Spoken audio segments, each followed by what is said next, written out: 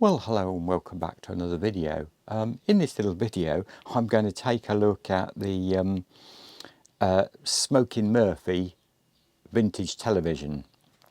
I want to keep this intro as brief as possible. I've recorded this twice before and kind of rambled on for hours, and so I'm going to keep this brief and to the point.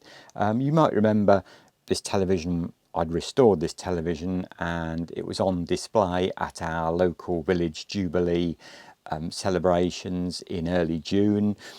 It did really well. It ran Thursday, Friday and Saturday for a number of hours, and on the Sunday it also ran, but the middle of Sunday afternoon it was left unattended, which is a bit of a no-no. I did tell them, you know, don't leave the set on and leave nobody around it. And unfortunately, there was a lot going on that day, and the guy, you know, had got sidetracked and pulled away, so the set got left on. And one of the organisers, during a country dance display, which was also going on in another part of this village hall, somebody saw the television had started emitting a little bit of smoke out the back. Not good. As we know, smoking is not good for you. So in this little video I'm going to try and do a diagnostic look at the set and see if we can find out what caused the problem and the issue and whether it can be resolved. So without further ado, let's get on with it. So I do have the complete service instructions for this set. I do always say, you know, I do like to have as much info about a set I'm working on as you possibly can get. Sometimes you can't get nothing or can't get much, or just get what is called a trader sheet, which is probably a couple of sheets with a circuit diagram, and it might give you a few more pictures, or, you know, just a circuit diagram, and that's what you have to work with. But this is a very a very in-depth book on the Murphy television, the V150. It also covers the VU150, but this is a V150. So after I could see nothing other, by the way, I didn't plug the set in. I thought I'm not going to risk plugging the set in until I have got some sort of idea of what the problem might be. I think that's always a, you know, better to be safe than sorry. But eventually, having found nothing untowards underneath and everything looked okay, I could see no burning, no charring from anything. Everything looked, you know, fine. I eventually dropped this. This sits up. It's screwed. This RF first unit here is screwed up there, and I decided to drop this down because I could smell char. You know, your nose is often as good as your eyes when you're trying to find, you know, anything that's been burnt in a radio or television. And I could smell, when I bent down in this area, I could smell, you know, like severe charring. And so I dropped this unit down here. And lo and behold, I don't know whether you'll see this, I'll use this screwdriver as a pointer. Here we have a couple of, I think they're 1 1/4 watt old carbon type resistors, and they are absolutely charred to death. All the paint has been burnt off them. I think if I was to touch them, they'd probably snap in the middle.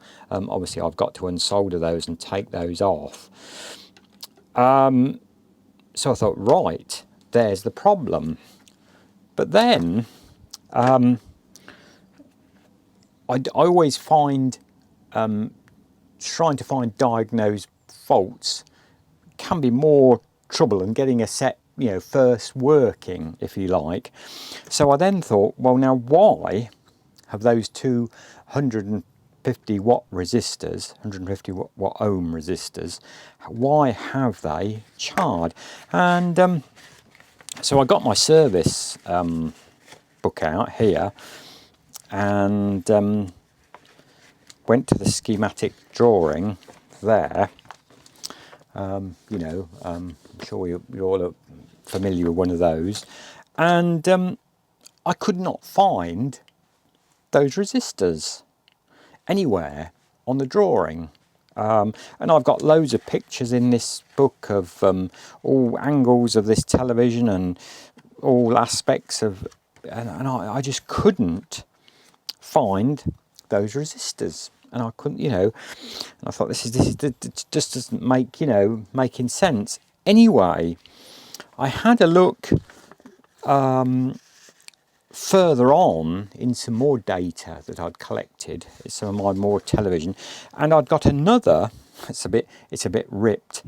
I'd got another a V150 circuit diagram here, and I'll try and position the camera here so you can see this. Right, so I found this circuit diagram here, and this was much more in tune with what my set looked like, because I think on certain models they did away with the valve rectifier and put a metal rectifier in the set, and in the Murphy book that's what it kept showing me. But this circuit diagram I found for the V50 had got the valve rectifier, and lo and behold, when I started looking down, and you perhaps won't be able to read this because it'll be too small, but these two resistors here, which are R85 and R84, are indeed 150 ohm resistors, and they're those two resistors there that are charred. So I thought, right, they are actually connected to the valve heaters. So then you can see how this set was obviously quite problematical in its day, because there's several pages of modifications in this book. And it goes on to say that the surge limiting resistors R64, R66, R67 and R68 were 82 ohm instead of 47. Mine, strangely enough, are 47 in this. But that's, also in order to limit the peak potential at valve 15 heater, some receivers were fitted with two additional 150 ohm resistors which were wired in series parallel, R84 and R85. In some cases, just to throw another googly at you, in some cases a single 65 ohm resistor was used. But obviously I have the two 150 ohm resistors there, so that started making me thinking. If we go back to my circuit diagram in two halves, it's not a game of two halves, but it's a diagram of two halves. This started making me thinking, right, why did those, obviously, that they have, a lot of current has passed through those. Something has happened to those resistors to make them fry like that. And obviously the next valve down is this blessed U801 valve 15. So I thought, hello. And obviously that started making me highly suspicious, having read so much about the problematical nature of this this Mazda U801 rectifier valve. That started to make me think, whoa, did something go wrong in that valve? Although I have to say, I purchased, when I'd restored the set, and when I'd started to restore the set, I had purchased, having read about this issue with these rectifier valves, I had purchased a brand new ex-stock in the box U801. So I thought, this set's only run probably, I don't know, should we say 2, 4, 6, probably 10 to 12 hours. Probably a little bit more than that, because I had it on a good soak test as well. So not a huge amount of hours since it had been restored. But I thought the next thing to do is let's get the I don't have one of these marvellous AVO valve testers. I'll show you what I've got in a minute or two. So there we go, we've got the Mullard high-speed valve tester out. I'm going to have to hold the camera by hand to do this because I'm on the floor, and I think I'll put the lights out to try and give you a look at what's going on here. This is a wonderful 50s bit of kit, I think, designed really so nobody with any experience, like a lad, an apprentice, say, in a radio shop or television repair shop, even somebody that works behind the counter serving people, could in fact test valves themselves using this machine, because every valve has a Paxilin card like this, and basically you follow the instructions on the card by turning the knob there. We point to the knob and then look at what the cathode, there's a cathode ray tube in here with a dot on it, and you basically follow that. Would you believe this valve has 4 cards? So I'll get my act together and see if I can find them all. I've got every card ever made for this Mullard high-speed valve tester. If you ever buy one of these, it's very important that you get the mains test card and the HT test card, and I think there's another test card as well. You really need those cards. They often seem to go missing, those, but you really do need those setup cards to get it, so it's running something like it should do. And obviously, being the age that it is, there's a huge amount of capacitors and resistors in this set, and I did overhaul mine, when I first. Well, actually, I was given this when it came out of a radio shop in Nottingham that was being closed down many years ago, and they didn't know what to do with it, and so they've kindly donated it to me. Anyway, I'll find the rest of the cards first. So, right, we put our first card. You look on the index, by the way, and find what valve you're looking for, and it will have an index number, which is obviously, this is 395A for this particular valve. So we drop that in there. Then that tells us also that the socket is number 2. So if we look at this diagram here, we can find where the sockets are, and there we go, that's number 2 socket. So that's our valve plugged in. Then what we do, it tells us switch position. We want it to test it on switch position number 1, 2 and 3. So we're on switch position 1, which is heater continui, and if we pull it down and look at that, can you see, I'm not sure whether you'll be able to see that, but the green dot has gone right below into the red, which means this valve is faulty. If we go to electrode, that's okay. And heater cathode insulation, oh, look at that. It's shot down again right into the red. So it is looking as though this valve is toast, and that is probably the why. So we can pull the handle back up and drop that back. Our green dot should come somewhere up to that mark. And if we put, if we then put card B, 395B in, and that tells us switch position 6. So we switch it right round and then pull our handle down,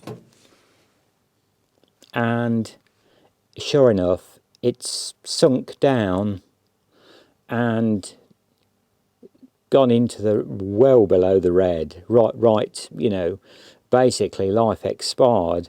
So something had obviously happened into this valve.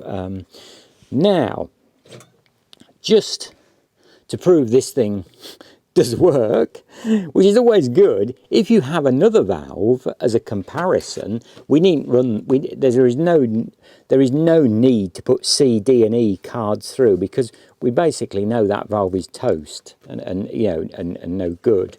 But if we get card A again, remove out a valve from position 2, get our card again, and then as luck happens,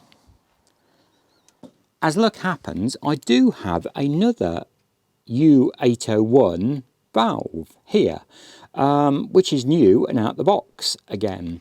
So if we drop that in our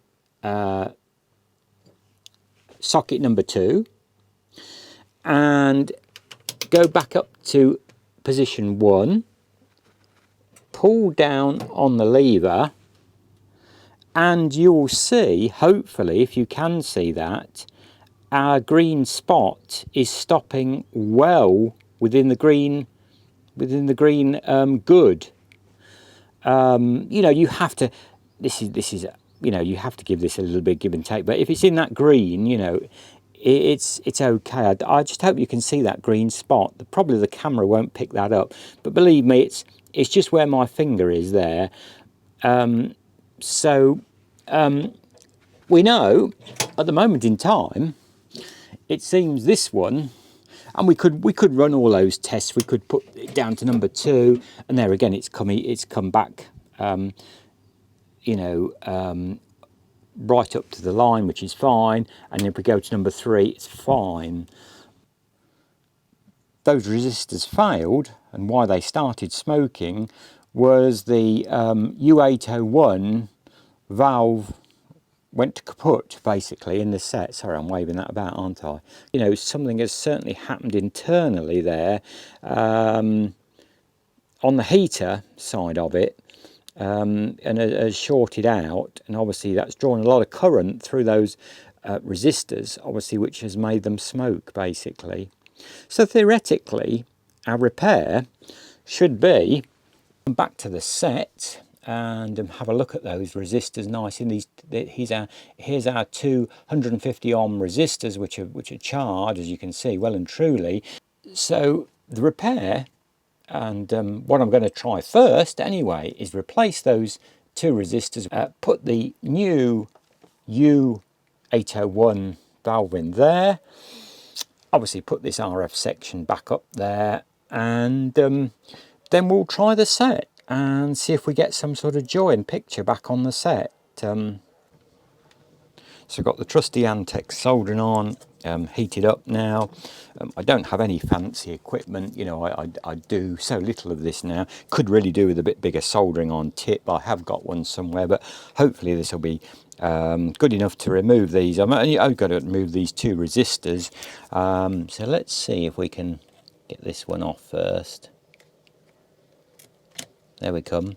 Begins to make me wonder, having looked at these, whether these have been replaced at some time in the past. It wouldn't surprise me. There we go. So that's one of the charge. We will just put that on the multimeter and see what kind of reading it gives us, whether it is still. But you can see it's well charred there. Can we get that one off there now? It should drop out there. There it comes, and that's the second one removed. As I say, pretty charred old things, aren't they? And I wouldn't be surprised if they haven't, you know, done this before. But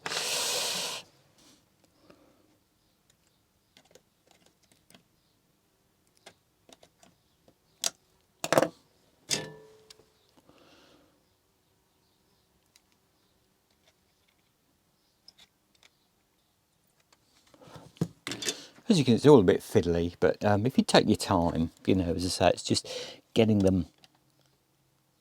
There we come. And then that one has to come up to there, which we will connect on then, which connects into that wire there. Well, while I've got this dropped down, I'm just going to get in there with a little toothbrush, because a lot of that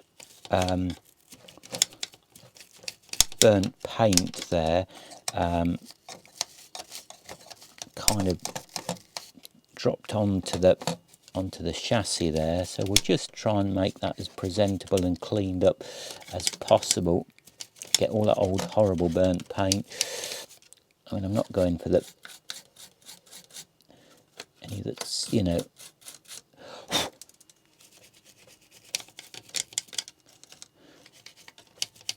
and hopefully that's going to go some way to fixing our fault anyway. So we're just fixing this RF section here back on to the main chassis, and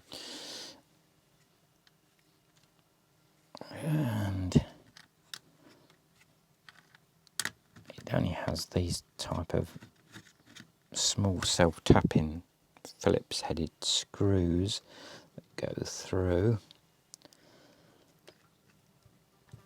There we go. So that's our little sub chassis fitted back on there. I think now you can see with that back on how difficult it was to see down there, and that's why, you know, it took a bit of detective work to see where those burnt resistors were. You can't actually, you know, this kind of shields it. And I could keep smelling every time I, you know, smelt round here, this end, you know, which is also the EHT for the, you know, tube as well, which is which is all woefully close to the chassis there. But, you know, you could see that's why I could keep smell kind of burning there. Just get any bits of solder out the way that we might have dropped, because you don't want those.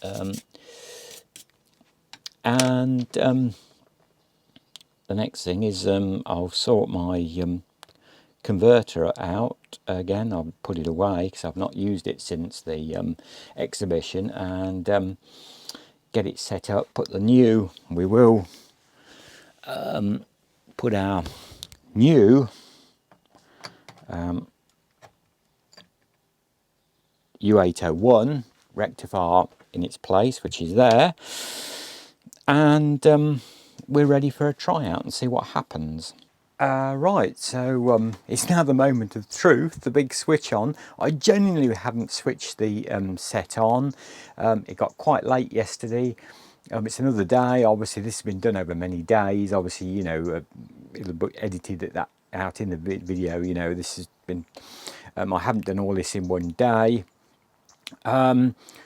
So it's the big moment, the big switch on. I don't know quite what's going to happen. You never quite know with a set.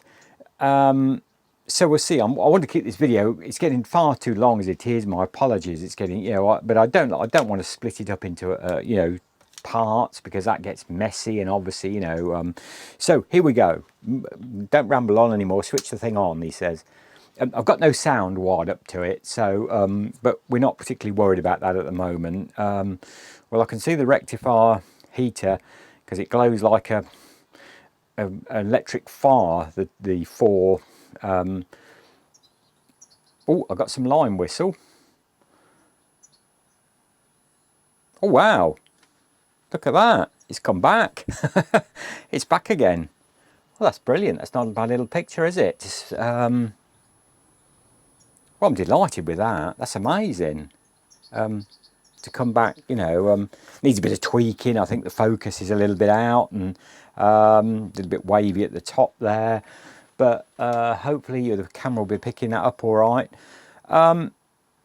Obviously, the thing I should do now is give the set a good trial, you know, have it working for a little while, see if anything gets hot, anything starts smoking again, see how long that rectifier lasts this time. But at the moment in time, that looks as though it's going to be okay, I think. So, yep.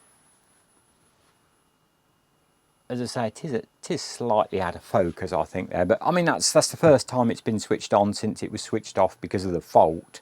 So, yeah, I'm delighted with that. So that seems to have solved our problem. It was purely the rectifier U801 valve that had took the 250 ohm resistors with it. I did forget to say, well, I think I did say, the resistors I used, whether you'll see that, the new resistors I used were these 150 ohm green. They look quite, they are brand new, but they look quite, almost a bit vintage. I think they're a 3 watt, and I thought they looked quite, you know, although nobody sees them there, but that's what I'd used. I forgot to mention that. So yeah, there we go. I mean, that is, as I say, I think the brightness is up probably just a little bit too much. That's a bit better with the contrast down a bit. So yeah, it's quite a nice stable picture now there. A bit of tweaking about here and there, and we're back up and running. I'm delighted. I'm absolutely over the moon at that. I thought, as I say, I want to, don't want to keep this video going too long, so there you go. You can all see that it's come back on. I'm not going to keep it running too long this time. As I say, I will do a bit of a soak trial on it. I'm going to have a look at those resistors and just check that they're okay and not getting overly warm again. So as always, thanks very much for watching. I hope you might like this little video of my efforts in trying to repair this set. And trying to explain what I was doing and how, I went about finding the fault, although in actual fact, in all essence, it turned out to be quite an easy fault to find. Sometimes you don't have, that luck on your side, and it can take, it can take me anyway, many hours. But yeah, as always, thank you so much for watching. Please do comment, please do like, please do subscribe. It does help a smaller channel, so YouTube keep telling me, and I do really appreciate it. And as I say, I should be doing one or two other things, hopefully one or two different things in coming weeks and months, hopefully. It's still my intention to, obviously this has had to be thrown in quite quickly because I wanted to get this back repaired and get it back in the cabinet, and didn't want it hanging about. So I am going to start the Blaupunkt radio next, and probably make some a little video series of that. Anyway, I'm rambling again, so till the next time, my best wishes and thanks for watching, and I'll catch up with you very soon, and bye for now.